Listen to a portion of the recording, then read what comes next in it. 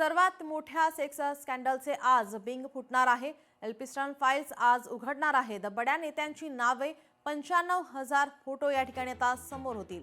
Bank record अमेरिकी संसदेमध्ये सादर होणार आहेत। अवघ्या जगाचं लक्ष लागून राहिलेल्या एप्स्टीन फाइल्स आज खुल्या होणार आहेत। तब्बल 95,000 फोटो आणि बँकांचे रेकॉर्ड्स आणि प्रभावशाली नेत्यांची नावे यात असून या फाइल्समधून आता अनेक गुपितं चव्हाट्यावर येणार आहेत। अनेकांचे खरे चेहरे जगापुढे येणार आहेत। डोनाल्ड ट्रम्प, बिल क्लिंटन यांच्यासह विविध देशातील बड्या लोकांचे एप्स्टीनशी संबंध होते आणि त्यामुळे आता एप्स्टीन फाइल्सची उत्सुकता वाढली असून भारतातही उलथापालथ होण्याची शक्यता आहे।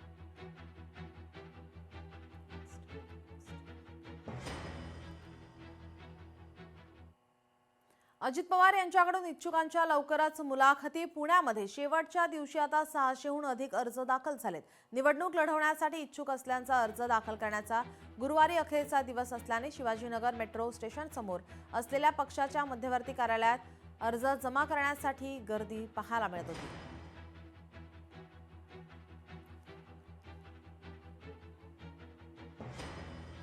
19 डिसेंबर संदर्भात काँग्रेसचे वरिष्ठ नेते आणि माजी मुख्यमंत्री पृथ्वीराज चव्हाण यांनी पंतप्रधान पदाबाबत मोठं विधान केलंय। लवकरच देशाचा पंतप्रधान हा मराठी माणूस होईल असं वक्तव्य पृथ्वीराज चव्हाण यांनी केलंय। या वक्तव्याची सध्या राजकीय वर्तुळात जोरदार चर्चा होताना दिसते। पृथ्वीराज चव्हाण म्हणतात की 19 डिसेंबर रोजी काय होईल ते आताच सांगणं कठीण आहे। याच प्रकरणात अनेक चर्चा सुरू आहेत। आपल्याला आशा आहे की काहीतरी नक्कीच घडेल। जर ते घडले तर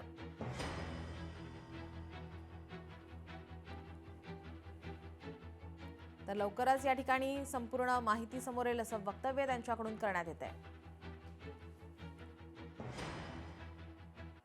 राज ठाकरे मुंबईमध्ये 2 दिवसीय विशेष दौरा करणार आहेत। शनिवार आणि रविवारी पूर्व पश्चिम उपनगराचा ते दौरा करणार आहेत। मुंबई महापालिकेची मनसेकडून तयारी जोरात सुरू झाली आहे।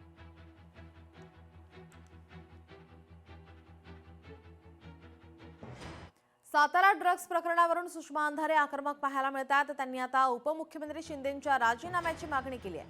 हॉटेलचे मालक एकनाथ शिंदेंचे सख्खे बंधू प्रकाश शिंदेंचा असल्याचा दावा त्यांनी केलाय। हॉटेलच्या वेबसाईटवर प्रकाश शिंदेंचं नाव असून प्रकाश शिंदे हॉटेलबाबत खोटं का बोलले असा सवालही त्यांनी केला आहे। सुषमा अंधारे आता त्यांच्या निशाण्यावरती हे शिंदे बंधू या ठिकाणी पाहायला मिळतात। एकनाथ शिंदे यांच्या राजीनाम्याची त्यांनी मागणी केलेली आहे। तर प्रकाश शिंदे हे हॉटेलच्या वेबसाईटवरून खोटे का बोलले असा सवालही त्यांनी यावेळी पत्रकार परिषदेमध्ये उपस्थित केलाय। काय म्हणाले प्रकाश शिंदे की हे हॉटेल नाहीये। पहिली गोष्ट तर हे हॉटेल नाहीये। दुसरं काय म्हणतात की हे माझं नाहीये। अरे मी म्हटलं की ते चालवायला मी काल म्हटलं की चालवायला तुम्ही रणजित शिंदेला दिलं। रणजित शिंदे म्हटलाय बाबा मला अडकू नका, माझा संबंध नाहीये। बघा आता तू मै काय सुरू झाली ती। आता हे विशेष आहे, याला आपण क्लिक करून बघूया व्हॉट्सअपला आपण क्लिक केलं। आता ऑनलाईन बुकिंग वर गेलो। मी जरा टॉपला क्लिक करते दादा, कॅमेरे झूम करा। प्रकाश शिंदे असं नाव येते याच्यावर, प्रकाश शिंदे। अजूनही प्रकाश शिंदेच हॉटेल चालवतात, कारण प्रकाश शिंदेचा फोन नंबर आला, प्रकाश शिंदेचं नाव आलं, डायरेक्ट ऑनलाईन बुकिंग वर आलं। हे हॉटेल तेज यश, त्यांच्या 2 मुलांची नावं। आताही प्रकाश शिंदेंना खोटं बोलायचंय। महाराष्ट्रातल्या 14 कोटी जनतेच्या भविष्याचा विषय आहे। आमची महाराष्ट्रातली पोरं तुम्ही देशोधडीला लावणार आहात का? होय, मी या राज्याचे उपमुख्यमंत्री सन्माननीय एकनाथ शिंदे यांच्या राजीनाम्याचा पुनरुच्चार करते। त्यांची माझी दुश्मनी नाही। एकनाथ शिंदेंनी माझा बांध कोरलेला नाही। त्यांनी माझ्या केळी नारळीच्या बागा तोडलेल्या नाहीत।